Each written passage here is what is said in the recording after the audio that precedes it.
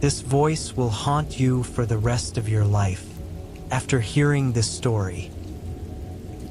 This is the story of Sarah, a nutritionist who works in a state hospital. Her life's routine is very simple. Sarah rotates between two houses. From Monday to Friday, she stays in the house near her workplace. On Saturdays and Sundays, she returns to her mother's house in another province. Sarah's mother's house is spacious, with two separate houses built within the compound. One house belongs to Sarah's mother, and the other belongs to her aunt, where her cousin lives. One day, while Sarah was at her mother's house in another province, as she was having a meal with her mother complained that her cousin, Kate, hadn't returned home at all. Her aunt, who lives in another province, called Kate, but she hardly answered. Upon hearing her mother's complaint, Sarah replied that Kate had just finished her studies and was probably busy working. Sarah suggested that she would chat with Kate to ask her to call her aunt. After the conversation, Sarah finished her meal with her mother and went back to her room. At that moment, Sarah looked out the window and saw her aunt's house dark. This reminded her of Kate, so she picked up her phone and sent a message to Kate, asking her to come home sometime. After sending the message, she raised her head and coincidentally saw Kate standing in front of her aunt's house. In Sarah's mind, she thought, okay, this issue should be resolved now. There shouldn't be anything else. Another week passed by. Sarah returned to her mother's house as usual, but the atmosphere in the house seemed different, tense. She saw her mother sitting at the dining table, looking worried. Sarah approached her and asked what was wrong. Her mother told her that someone from Kate's workplace had called her aunt in the other province, saying that Kate hadn't been showing up for work. She had been absent for several days without notifying her boss, and the company was considering firing her. Sarah's mother asked if Sarah had talked to Kate. Upon hearing this, Sarah checked the text message she had sent to Kate a week ago and found that it hadn't been read yet. Sarah found this strange and suggested to her mother that they go to the nearby police station to report the situation. After providing all the information to the police, they all went to Kate's aunt's house hoping to find some clues. When they arrived, the police pointed out where they saw Kate. They searched around the house, but everything seemed normal. There were no signs of anything suspicious. They entered the ground floor of the house, and it looked perfectly fine. Then, the three of them, the police, Sarah, and Sarah's mother, went upstairs to Kate's room. There were no signs of clothes being taken or any disorder in the room. Everything seemed neat until they reached the head of the bed. The police asked if there were any children in the house and picked up a photo placed on the bedside table. It was a photo of Kate, but her face had been scribbled over multiple times with a pen, making it unrecognizable. Both Sarah and her mother were surprised to see this. They decided to look at other photos in the room. Normally, they were pictures of Kate in various occasions with family at graduation with her boyfriend. However, in every photo, Kate's face was either scribbled over or punctured, making it impossible to see her clearly. The police then asked if there were no children in the house who did these marks. Both Sarah and her mother confirmed that there were no children in the house and they had no idea what was happening. 2 months passed with no news of Kate. Sarah's aunt was very distressed by her daughter's disappearance, constantly calling Sarah's mother. Sarah's mother tried to reassure her aunt, saying that Kate would probably come back soon. Then, one Sunday when Sarah visited her mother's house, while they were having a meal together, Sarah's mother suddenly got up from her chair quickly, noticing that the lights were on. She rushed out of the house in a hurry. Sarah followed her, feeling puzzled about where her mother was going and where the lights were on. As Sarah followed her mother outside, They arrived at Sarah's aunt's house, which should have been dark as nobody was supposed to be there. However, the lights were on.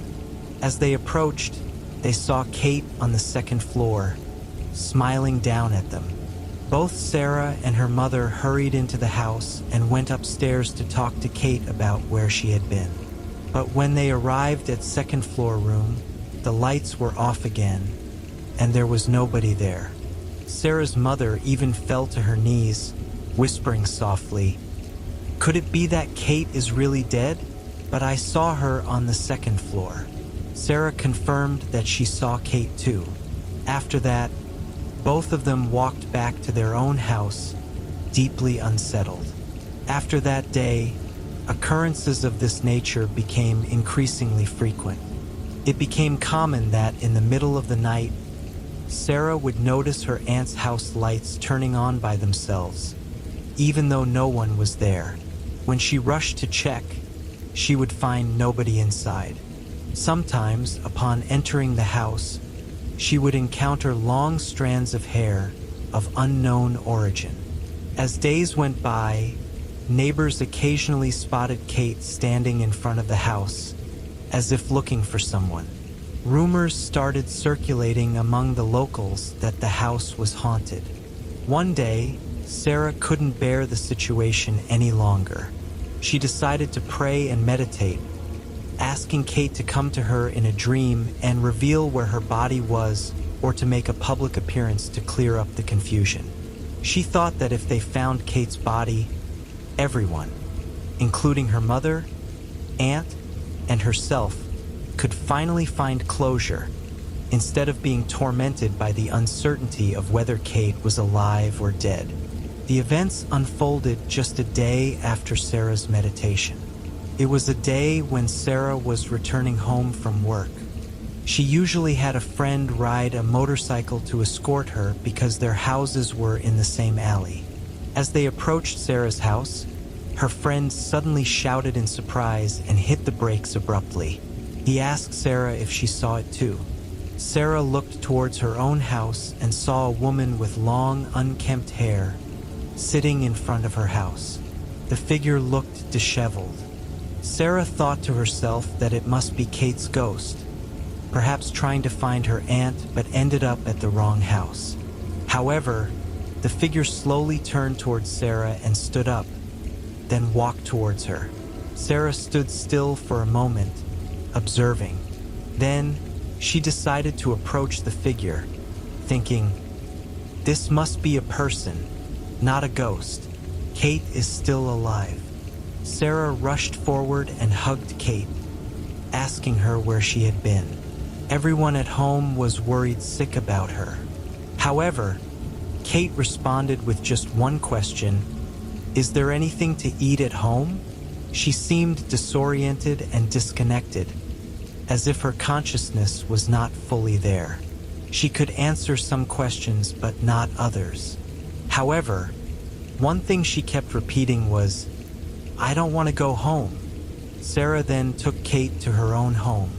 As Kate entered the house, she looked around as if she had never been there before, even though she had visited many times.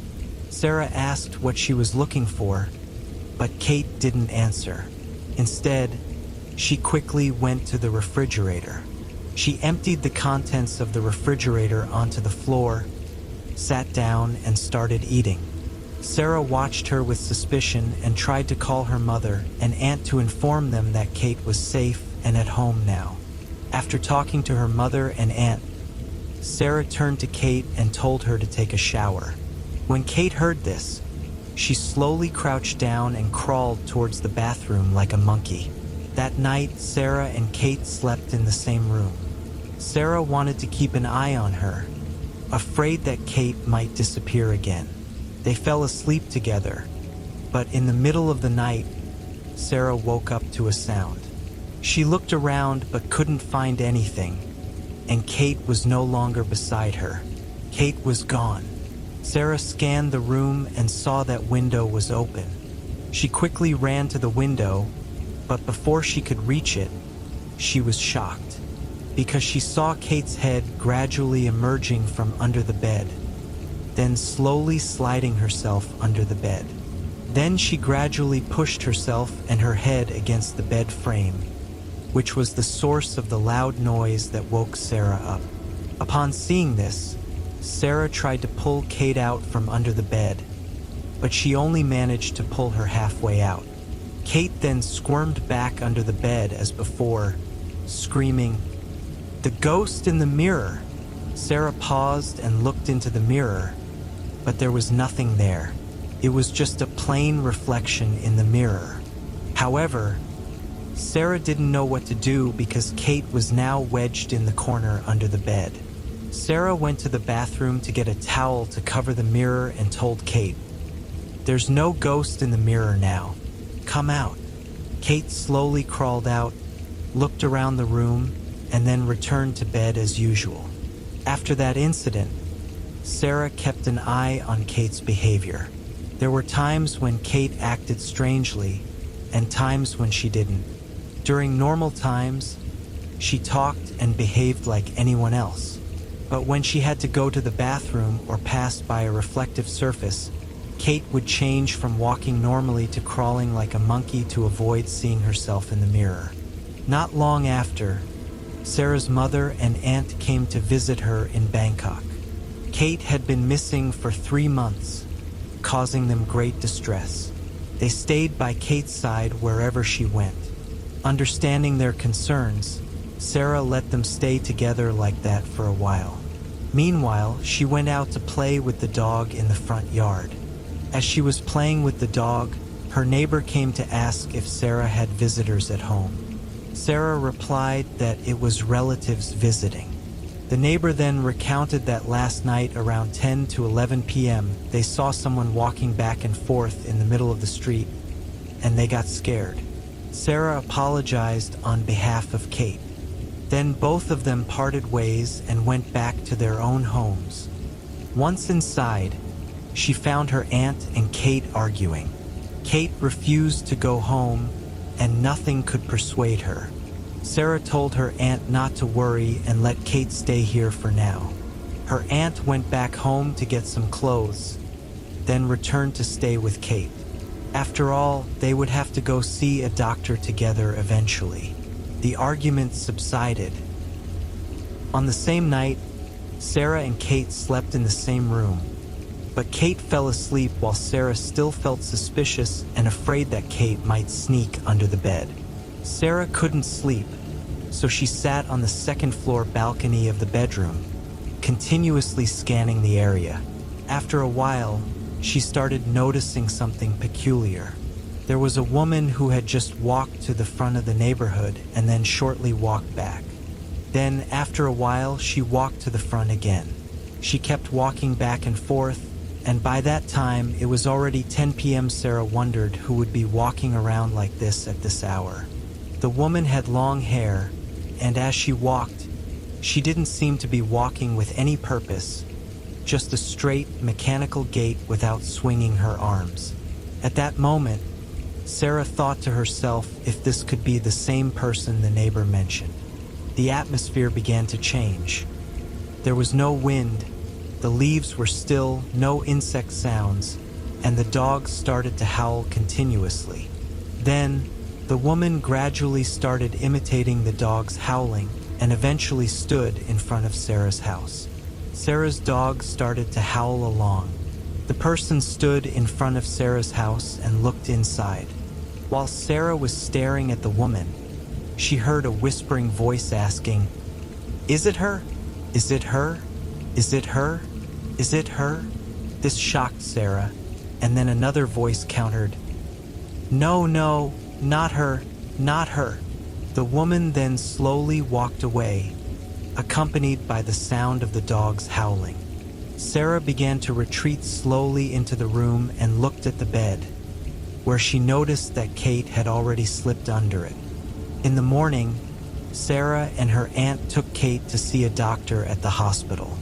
The doctor said that Kate had symptoms of phobia, namely an extreme fear of something.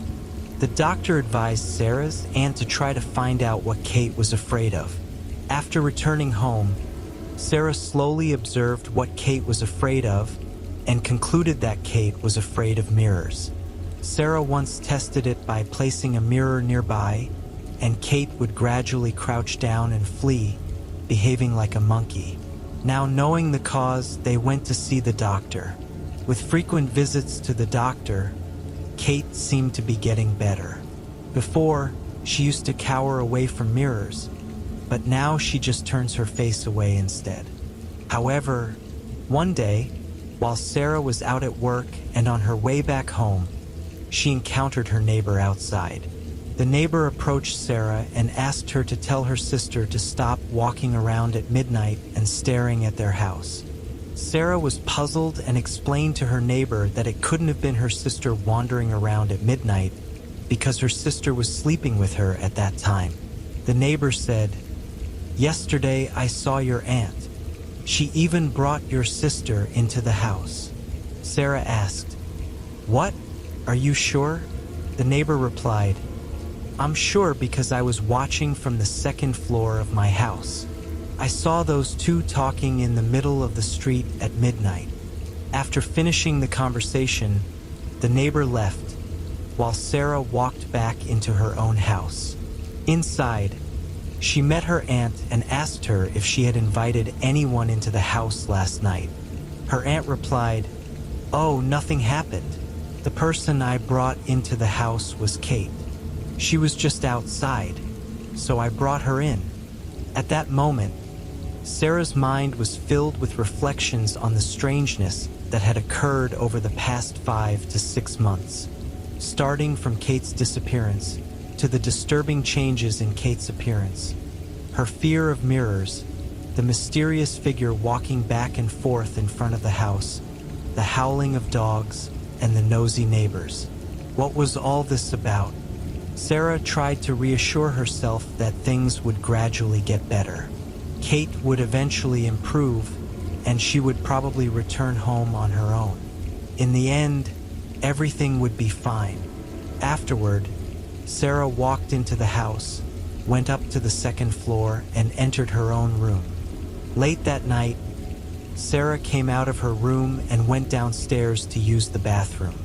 She heard the sound of her dog, which she kept growling as if there was a stranger in the house. Sarah cautiously followed the sound of the growling dog until she found Kate sitting with her back turned at the dining table, eating. Sarah was about to approach Kate, but she suddenly stopped, startled by the dog's growling turning into whimpering, and then into a moan. The dog moaned at Kate, who was sitting there swaying back and forth, tilting her body and raising both arms, behaving oddly, as if possessed. Then, there was a loud noise, reminiscent of the one Sarah had heard under her bed before, but this time it was coming from under the dining table. Sarah tried to crouch down and look under the table, only to see another Kate sitting there, sneaking under the table. Sarah was puzzled by what was happening. The person sitting next to her at the chair was Kate, and the person under the table was also Kate. What's going on here?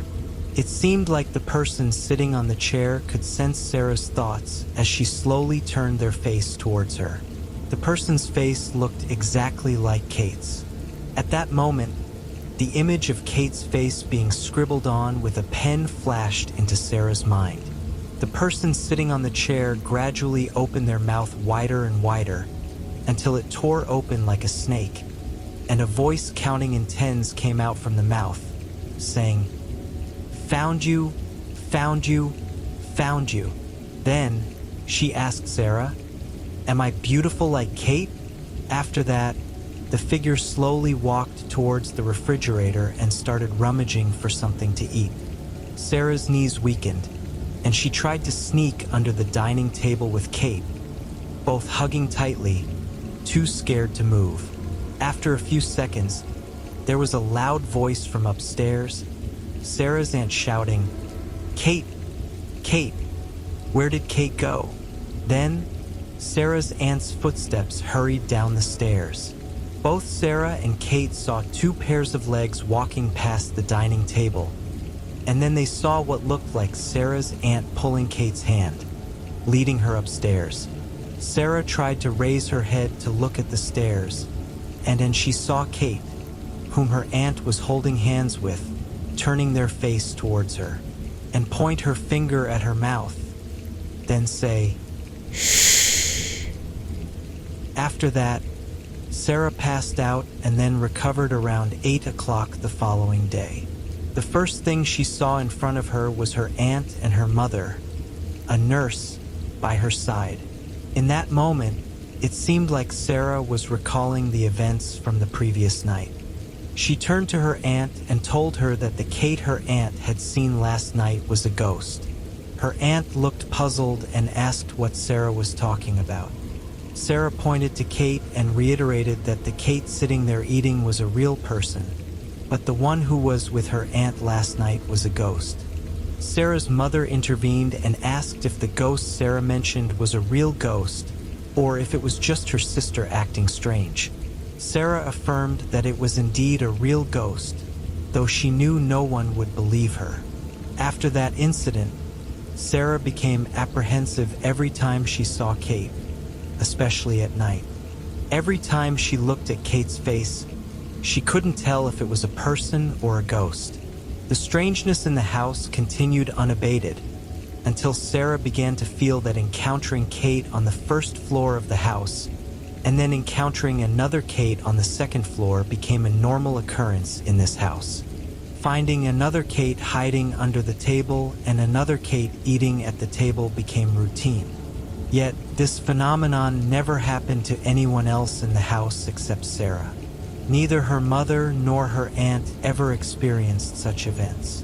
One day, as Sarah was approaching her house, she saw Kate standing on the second floor, looking towards the neighbor's house. Her neighbor was loudly questioning why Kate was looking over. Just as Sarah was about to enter the house, Kate suddenly jumped down from the second floor, landed on the ground, and quickly disappeared. Both Sarah and her neighbor were stunned. Sarah rushed into the house to tell everyone what she saw, but before she could say anything, she found her mother, aunt, and Kate sitting at the table having a meal. The events passed until the day Sarah had been waiting for. It was the day when Aunt and Kate were leaving to go home. As the car drove away from the house, the final image Sarah saw was Kate sitting at the back of the pickup truck, dangling her legs, pointing her finger to her mouth and saying,